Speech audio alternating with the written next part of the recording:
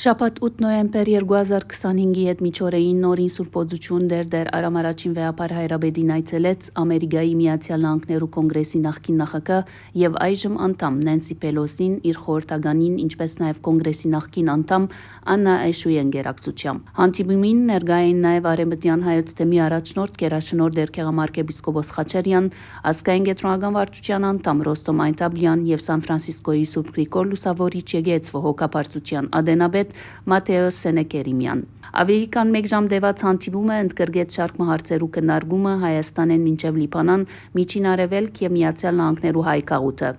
Նենսի Պելոսի ամերիկյան դեմոկրատ կուսակցության բարձրագույն ղեկավարներն է եւ նույն կուսակցության անդամներու մոտ մեծ վարկ վայել է։ Անմիշտ մոտ եղած է հայ գաղութին եւ հայ ազգի իրավունքներու պաշտպանության իր զորակցությունը հայտնած է։ Հիշեցնենք, որ շաբաթ առաջ Արեմտյան Ամերիկայի հայտարարի գրասենյակին գազմագերբած ճաշկերույթին վեհապար Հայրաբեդը եւ Նենսի Պելոսին իրենց խոսքերը ուղղած էին։